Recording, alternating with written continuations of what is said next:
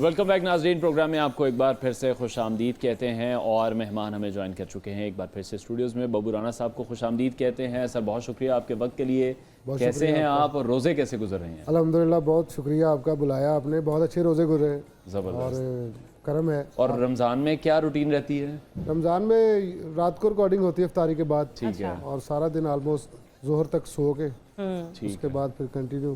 شاہ جی سے آپ نے ملاقات کروا دی آج۔ بالکل، شاہ جی یہی سمجھ رہے تھے کہ آپ شاید کال پر ہوں گے، لیکن آپ ہمارے ساتھ اسٹوڈیوز میں میں کہاں قابو آ گئے آپ کے؟ جی جی بالکل آ گئے ہیں قابو، اور آج مشکل کام ہے۔ آج انشاءاللہ آپ سے ہم نعت بھی سنیں گے، ہم بھی سنیں گے۔ اچھا بریک کے بعد واپس آئیں گے کیونکہ ابھی تو ہمارے پاس وقت ذرا مختصر سا ہے، تو شاہ صاحب سے بھی پوچھ لیتے ہیں۔ شاہ صاحب کی کیا ویسے شاہ صاحب آپ کی کیا روٹین رہتی ہے رمضان میں؟ میری یار ایک تو یہ آپ نے بالکل درست کہا، یہ ملٹی ٹیلنٹڈ آدمی ہے، تو اس سے بہت کچھ سنا جا سکتا ہے، استفادہ کیا جا سکتا ہے۔ اور میری روٹین کبھی، جیسے میں نے آپ سے پہلے بھی کہا تھا کہ میری خواہش یہ ہوتی ہے کہ میں سحر کے بعد نہ سوؤں، اور خواہش میری یہ ہوتی ہے، بعض اوقات تو یہ ہوتی ہے کہ سحر کے بعد بالکل ہی نہ سوؤں، اور پھر پورا دن آپ گزارے ہیں۔ نہیں تو پھر آپ رات میں کس وقت سوتے ہیں؟ رات میں کس وقت؟ افطار کے بعد، عشاء کے بعد۔ اچھا ٹھیک ہے، ارلی عشاء کے بعد آپ کو ویسے بھی اسلامک فلسفی آقا نے فرمایا کہ عشاء کے بعد زیادہ باتیں نہیں کرو، فوری طور پہ سو جاؤ۔ جب آپ دیکھیں نا، اگر عشاء کے بعد آپ سو جائیں تو آپ کو آرام سے 8 گھنٹے کی نیند، ایون تہجد تک کے لیے آپ کو 6 ساڑھے 6 7 گھنٹے مل جاتے اگر آپ پڑھنا چاہیں، اور بہت فریش ہو کے آپ اٹھتے ہیں، سورج سے پہلے آپ کی آنکھ کھلتی ہے۔ تو میری کوشش یہ ہوتی ہے کہ مجھے صحیح مزہ آتا ہے پھر روزے کا، حالانکہ سحری کر کے بہت سستی جاتی نیند بھی کبھی کبھی ہوتا ہے، ہاں کبھی کبھی سو جاتا ہوں۔ مجھے یاد ہے میں پرسوں نیند میں افطاری کر رہی تھی، میں کہتی میرے میں ہمت نہیں، میں کیا کروں، میں سو جاؤں۔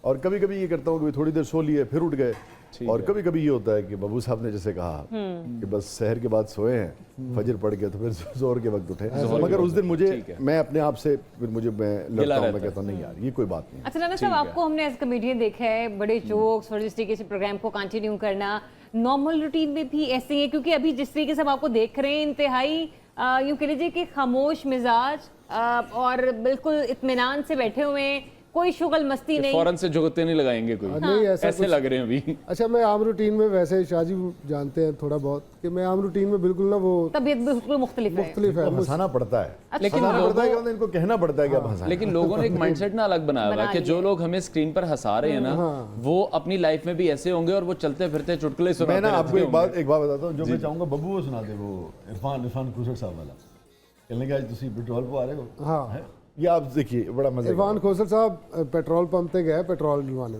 تو وہ گاڑی میں بیٹھے ہوئے تھے بڑا چپ کر کے، تو پیٹرول والا ڈالنے والا کہتا آج بڑے سیریس ہے گئے ہو؟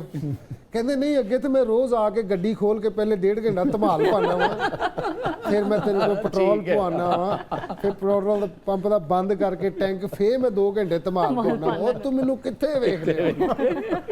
سو اسی انسان ایکسپیکٹ یہی کر رہے ہوتے ہیں، بالکل ایسے ہی ہے۔ مطلب جو لوگ ویسے دیکھتے ہیں اسکرین پر کہ آپ لوگ اتنا ہنساتے ہیں اور واقعی میں اتنا مزہ کرواتے ہیں اپنی باتوں سے، تو لوگ ایکسپیکٹ یہی کر رہے ہوتے ہیں کہ عام بھی کہیں ملیں گے تو شاید یہ اسی موڈ میں، لیکن ایسا نہیں ہوتا۔ جی میں جمعہ پڑھن جائیے وہ کہتے ہیں تسی کدھر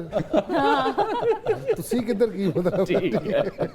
چلیں بریک لیتے ہیں، بریک کے بعد جو اپنی گفتگو ہے اس کا سلسلہ پھر سے آگے بڑھائیں گے، ہمارے ساتھ رہیے۔